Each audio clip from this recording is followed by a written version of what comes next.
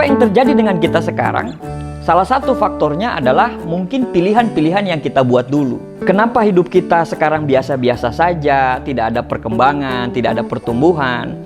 Mungkin karena dulunya kita salah memilih pilihan, atau mungkin kita tidak memilih apa-apa. Kenapa hidup kita sekarang sejahtera, bahagia? Mungkin karena dulunya kita memilih pilihan yang tepat. Dari kecil, memang kita sudah sangat sering dihadapkan dengan berbagai macam pilihan. Mungkin waktu saat kecil pilihannya itu hanyalah kita ini mau pulang sekolah atau enggak, kita ini mau tidur siang atau enggak, kita ini mau lanjut main atau enggak, kita ini mau beli cilok atau mau beli batagor. Tapi pada saat kita besar, kita sudah dihadapkan dengan pilihan-pilihan yang kadang sudah tidak masuk akal. Memilih untuk tinggal dengan siapa saat dihadapkan dengan orang tua yang akan bercerai. Memilih antara kerja dekat keluarga tapi penghasilannya kecil, atau kerja jauh dari keluarga dengan penghasilan yang besar. Dan semuanya itu selalu punya kelebihan dan kekurangan masing-masing. Tidak ada yang salah dengan pilihan kita itu, asal kita mau menanggung segala macam resikonya. Misalnya saat memilih perempuan untuk kita jadikan calon istri, saat kita memilih untuk menikahi perempuan cantik nih, ya kita harus menerima bahwa pengeluarannya itu akan sangat banyak. Saat kita memilih perempuan yang penurut, kita harus menerima bahwa dia akan senantiasa tergantung dengan kita dan dia tidak mandiri. Saat kita memilih perempuan yang pemberani, ya kita harus menerima konsekuensinya bahwa dia akan sangat keras kepala dan dia pasti punya pemikiran sendiri. Saat kita memilih perempuan yang bekerja, kita harus menerima konsekuensinya bahwa rumah tidak akan senantiasa bisa bersih. Tapi saat kita memilih perempuan dengan tipe ibu rumah tangga, ya kita harus menerima konsekuensinya bahwa dia tidak senantiasa bisa cari uang. Begitu juga dengan memilih suami. Saat kita memilih laki-laki yang pekerja keras, ya kita harus menerima segala konsekuensi bahwa dia tidak senantiasa selalu berada di samping kita. Tapi saat kita memilih laki-laki dengan tipe selalu ada kapan dan dimanapun kita mau, kita harus menerima konsekuensinya bahwa dia tidak akan maksimal untuk mencari penghasilan. Begitu juga dengan memilih antara berbisnis dan bekerja. Ketika kita berbisnis, kita harus siap-siap untuk tidak memiliki penghasilan tetap layaknya karyawan.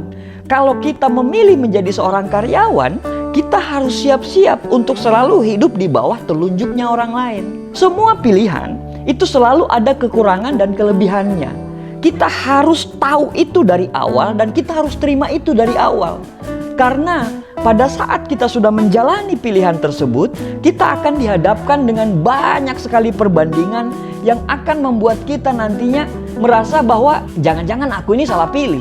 Makanya perlu cinta dan komitmen untuk bertahan pada pilihan. Tanpa cinta dan komitmen, kamu akan menganggap bahwa pasangannya orang lain itu lebih baik dari pasanganmu sendiri.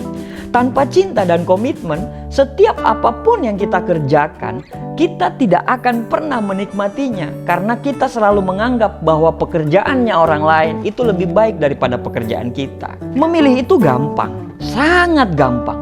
Tapi bertahan pada pilihan itu yang sulit, dan tidak semua orang mampu melakukan itu. Di awal memilih pekerjaan, kita akan berkata bahwa saya sangat senang dengan pekerjaan saya. Tapi makin kesini, makin lama kita menjalankan pekerjaan tersebut, akhirnya kita merasa jenuh dan berkata bahwa ini bukan passion saya nih. Di awal memilih jurusan kampus, kita antusias banget dan optimis sekali bahwa jurusan itu akan membawa kita ke masa depan yang cerah. Tapi makin lama kita jalanin jurusan itu, kita mulai makin ragu dan kita mulai merasa bahwa kita itu salah pilih jurusan. Di awal memilih pasangan juga, kita berkata, ya dia memang tidak sempurna, tapi dialah cinta sejati saya. Tapi 3 bulan kemudian, 1 tahun kemudian, kamu minta cerai dengan alasan bahwa dia itu tidak cocok untuk kamu. Ya sekali lagi, tidak ada yang sempurna. Ya jangan selalu kita bandingkan diri kita dengan orang lain, kehidupan kita dengan kehidupannya orang lain.